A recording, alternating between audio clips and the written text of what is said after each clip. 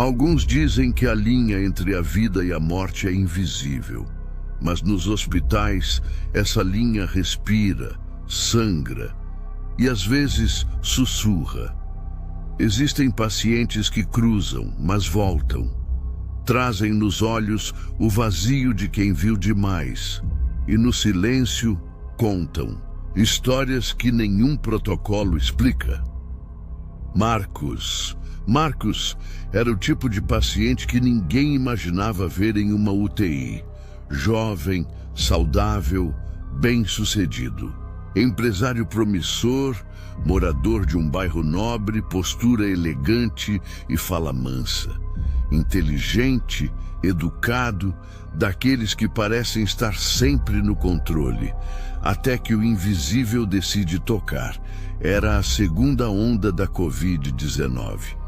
Desta vez, os jovens estavam caindo. Marcos chegou com febre alta, cansaço e um incômodo estranho no peito. Em menos de 48 horas, seus pulmões estavam tomados. O oxigênio não bastava mais.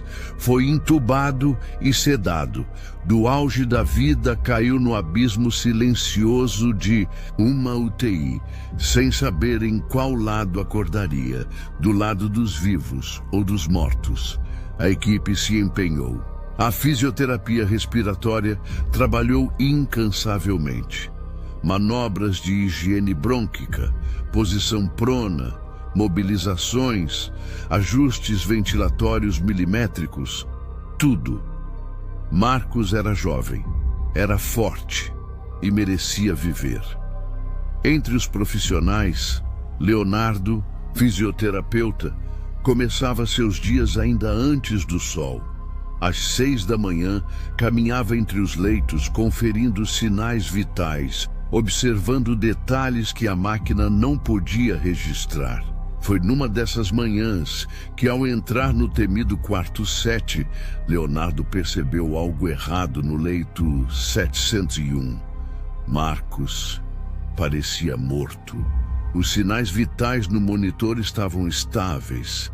A pele fria e pálida, os olhos fechados, afundados, sem expressão alguma, um vazio que não se vê, se sente, e as pupilas anisocóricas, um olho dilatado, o outro contraído.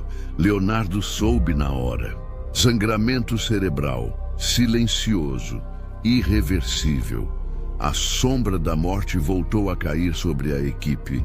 Médicos, técnicos, enfermeiros, todos sabiam o que aquilo significava. Mais uma derrota, mais um nome numa lista que crescia todos os dias. Mas no dia seguinte, algo impossível aconteceu. Marcos estava diferente, melhor, muito melhor. As pupilas normais, o olhar presente. Nos dias que seguiram, sua melhora foi surpreendente. Renascia diante dos olhos da equipe. Recobrou a consciência, saiu da ventilação mecânica e lentamente retornou ao mundo. Mas nem tudo voltou com ele. Logo após a extubação, a equipe recebeu uma orientação da administração. Não contar a Marcos que sua mãe havia falecido. Ela também fora internada com Covid-19 durante o mesmo período, mas frágil, não resistiu ao processo de intubação. Morreu sozinha. A família temia que a notícia devastasse sua recuperação. Angélica, fisioterapeuta-chefe, foi quem acompanhou o processo de desmame e extubação. E também foi a primeira a ouvir o que Marcos tinha para contar. "Minha mãe morreu", ele disse com a voz rouca. "Ela tem me visitado todas as noites desde que fui entubado." Angélica congelou. Conversamos muito, ela e outras pessoas. Gente perdida que andava por aqui. Marcos, com a calma de quem narra um sonho vívido, explicou. Durante todo o tempo que esteve inconsciente, ele estava lá. Não sabia onde, mas presente. Sentia tudo, via tudo. Assistia à própria luta pela vida como quem vê um filme distante. À noite, sua mãe vinha.